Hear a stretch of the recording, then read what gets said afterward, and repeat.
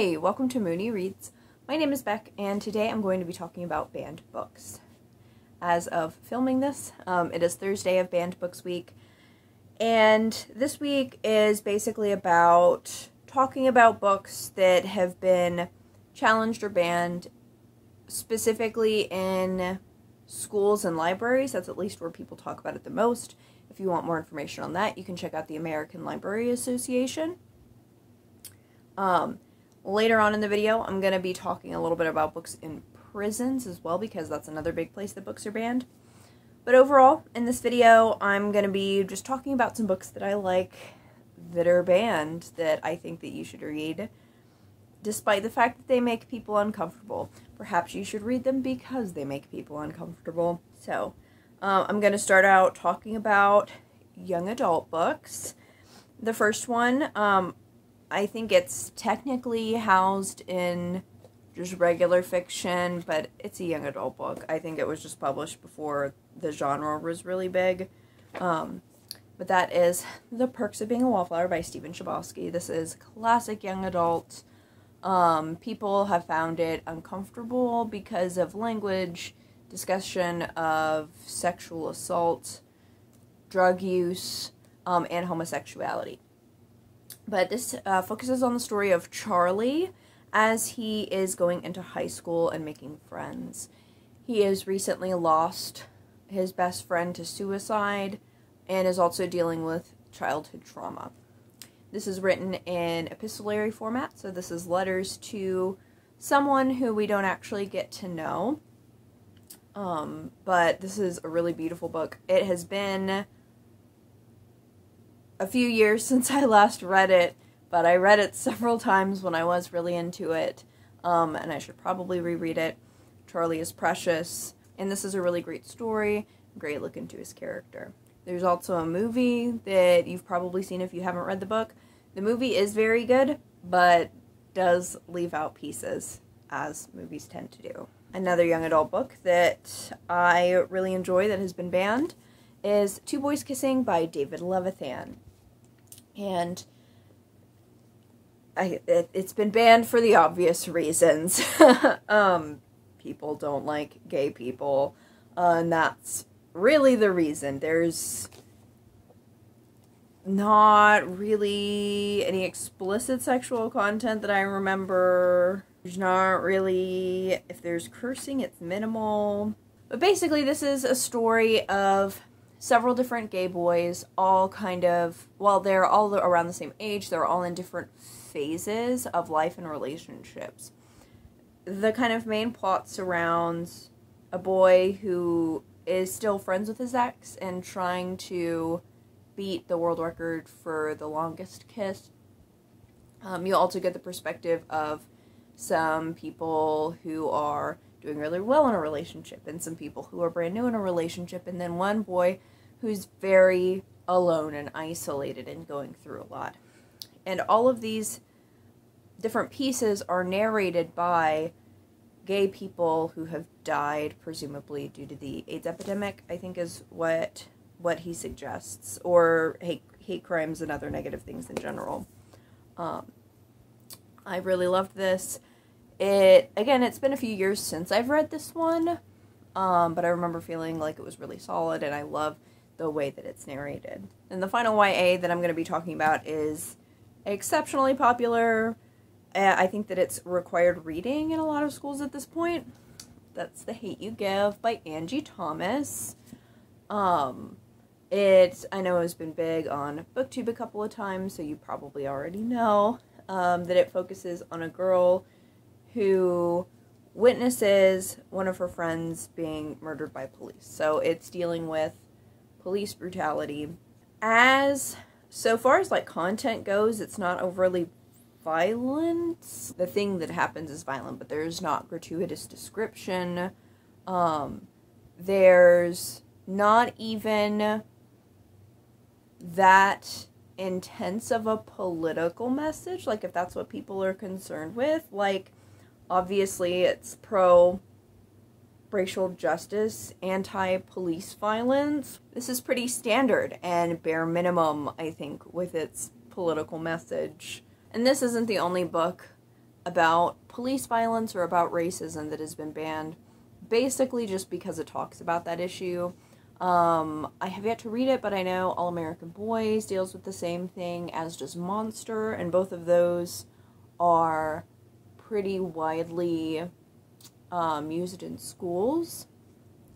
I am a little afraid about what stuff is going to look like coming up with the recent fascination with taking critical race theory out of schools, which is something that's pretty prevalent, at least in the South, with people complaining about that. I'm in Tennessee, and they've been doing a lot of nonsense in the legislature regarding all of that. So that's something to definitely think about and keep an eye on regarding book banning. And I say critical race theory in quotes because people are not taught critical race theory in K through 12. They're not even really taught it in undergrad. People just don't want to talk about race in schools. That's what they're trying to say. They want to talk about white history and ignore racism. And they don't like books that don't do those things. So, yeah, The Hate U Give is kind of the standard one that I think most people know. But it is quite good. It's been a little while since I've read it, and I've only read it once. But, you know, there's a reason it's popular. I definitely don't think that it should be the only book by a Black author that you read, and I do think that if you're picking this up for the purposes of diversifying your book list and learning about issues around race, that you also need to be picking up nonfiction, because people have explicitly written on this in ways that are more nuanced and more explanatory than picking up a young adult book that's intended for children. Not that there's anything wrong with young adult. I love it, but it is not the way you should exclusively be learning about social issues. Next, I have children's books. I don't have a ton just because I don't own a lot of picture books, but there are quite a few picture books that I thought were interesting that they were banned. Like Where the Wild Things Are was banned for being too dark, supernatural witchcraft, that sort of vibe. Also a number of gay kids books that have been challenged, of course, In a Tango Makes Three, famously so, despite it being based on real-life penguins, and Prince and Knight. But a couple that I actually own, I've got a middle grade book, Melissa's Story, which is previously published under the name George, by Alex Gino. This is about a trans girl who is not out, but she wants to play the role of Charlotte in her school's play. So you're looking at Melissa figuring stuff out, coming out, wanting to be a part of the play. It's a pretty simple middle grade story, and it's been banned because people don't want children learning about trans people. Pretty straightforward. And the other one that I have that's more geared towards younger readers is Where the Sidewalk Ends by Shel Silverstein. And Shel Silverstein is one of those people who is like a staple, so it does seem really weird that people would ban or challenge it. There are some themes in some of these with like kids acting out or like saying gross stuff or something, but I think the primary reason, or one of the big reasons why it was banned, is also because Shel Silverstein was writing for Penthouse, and people didn't like that. But yeah, Shel Silverstein is really great. I have really big childhood memories listening to the audiobook on cassette. The only one I would not recommend is The Giving Tree, because the moral of that is gross. But the other poetry books are pretty good stuff. Now I'm going to move on to talking about some nonfiction that's banned. So I'm going to start out with Fun Home by Alison Bechdel. This is one that I've talked about a fair amount, but it is a graphic memoir focusing on Alison Bechdel's relationship with her late father. Alison Bechdel is lesbian, and she did not find out until after his death that her father was closeted. He had been having relationships with men and boys, and this is kind of their very contentious relationship, and she's thinking about his life, and she's also unsure if his death was intentional or not. So that's going to be a big part of that. It's got a lot of very interesting things. They worked in a funeral home, hence the title Fun Home, and there are also a lot of like intense literary references and stuff like that. So while it is, you know, a graphic memoir, there's a lot of words here, and it's really great. It's considered like a classic in the realm of graphic memoir, and it was turned into a musical. And people don't like it, obviously, because it's gay. There is also discussions of sex and masturbation, so people didn't like that either. Also suicide that's featured in it. And I think that's it, so far as my memory is concerned. Should I have taken notes for this? Yes. But we're here, so it's too late now. I'm going to continue with talking about more nonfiction before getting into some classics, but it is at this point that I want to talk about prisons and banned books in prisons, because, you know, Banned Books Week, it primarily focuses on libraries, which makes sense because the ALA puts it together. The ALA is the person with the data on it, or the organization with the data on it. With prisons, there is it's less centralized. There are some states that have different things banned. There are some specific prisons that have different things banned, and a lot of it gets banned, you know, when people request it in. And there are a lot of PDFs that you could look through that are very long, because a lot of things have been banned. And some of them, they include a lot of magazines on these lists, including things like Cosmopolitan, stuff that's like fairly popular. Of course, there's a lot of racy content and the like, which for some reason they're not allowed in prison, even though everyone is over the age of 18. But they also have a lot of other things banned, including a lot of nonfiction. And some of the nonfiction that they have banned is just really fucked up, fundamentally, in my opinion. I'm not going to talk about any here that are like job skill books, because I don't think that Coding for Dummies has ever been in my reading repertoire. But there are quite a number of job skills books, even one, I'll have to see if I can find the article, but one that was actually published by a prison with the goal of prisoners figuring out job stuff that was banned from one of the prisons. That's just, I cannot articulate how fucked up that is. And just another sign of just how fundamentally and unfixably flawed this system is. Another subset of books that also made me feel that way were the subset of books regarding social justice. So here we have Just Mercy by Bryan Stevenson, which is a memoir of someone who was working pro bono with death row inmates. He was working to get people who were wrongfully accused off of death row, as well as people who were sentenced when they were minors and should not have been sentenced for life or death row as minors.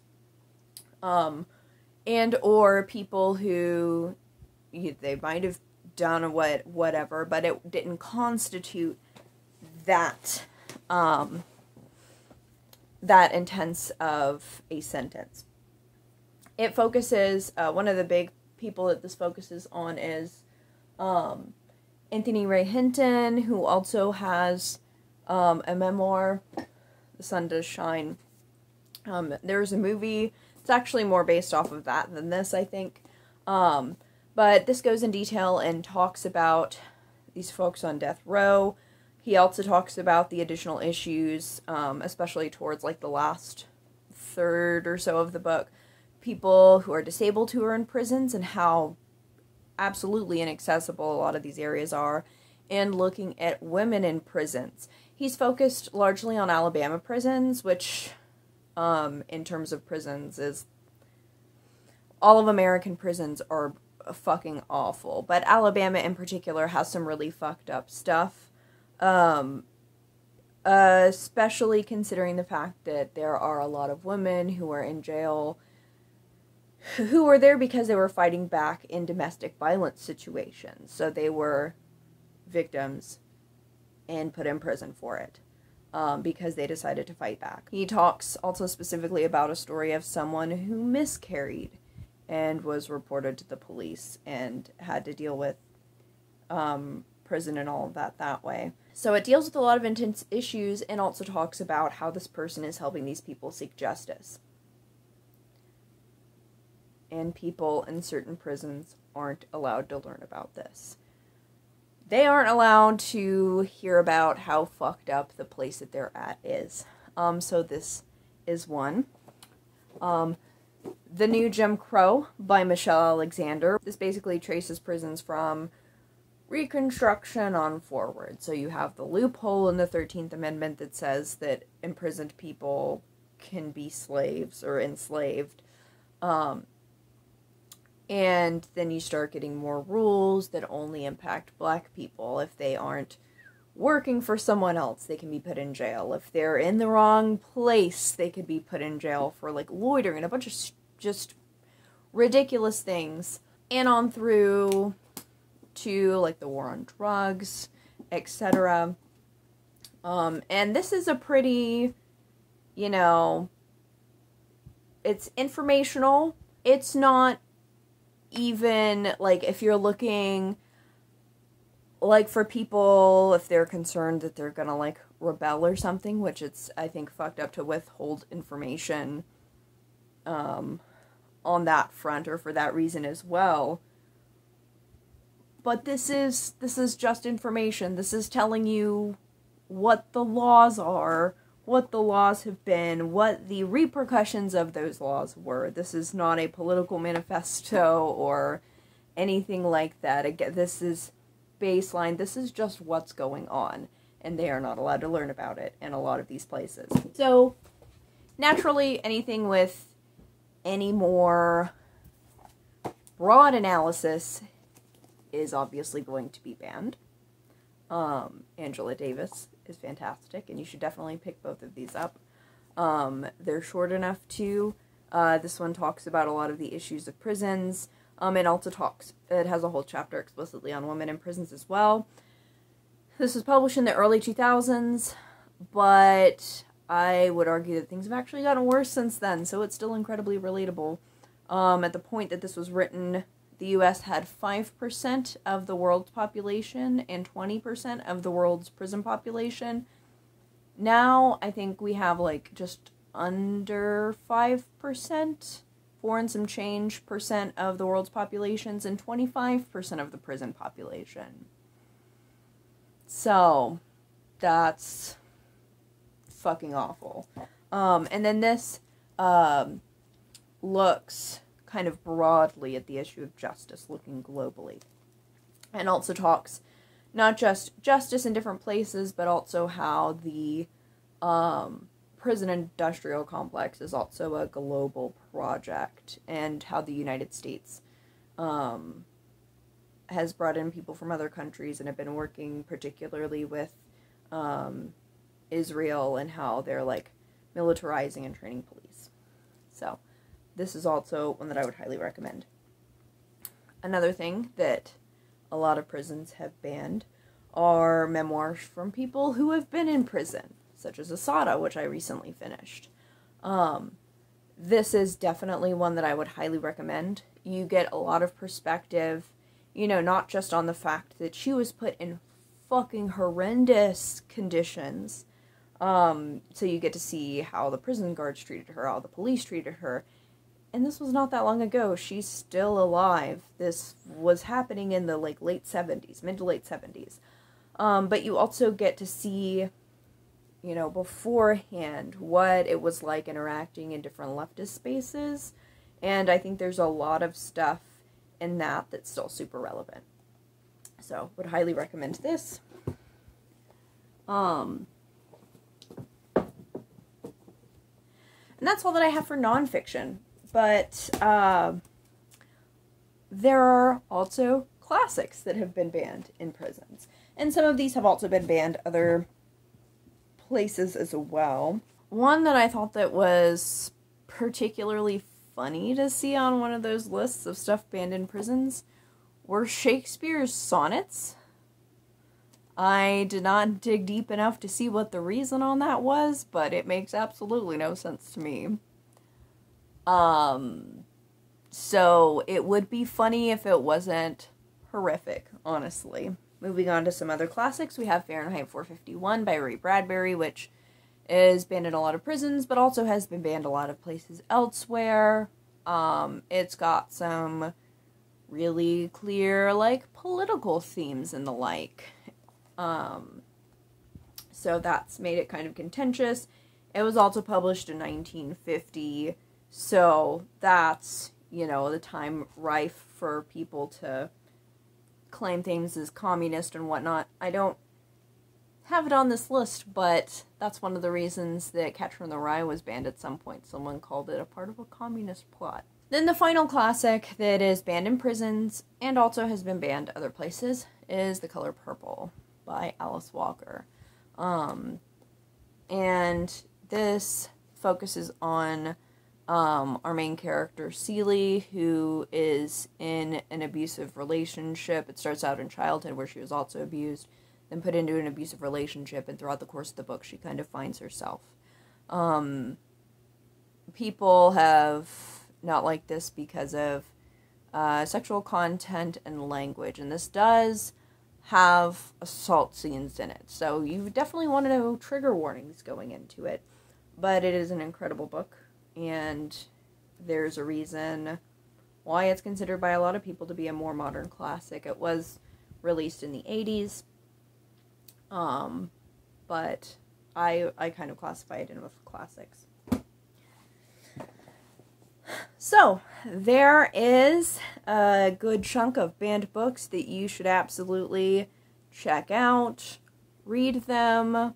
Definitely go learn more about banned books in your local library and how you can help out around that.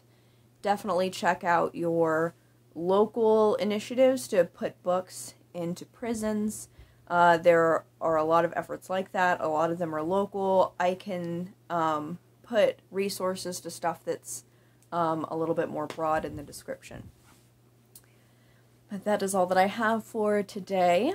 So thank you all so much for watching. Bye.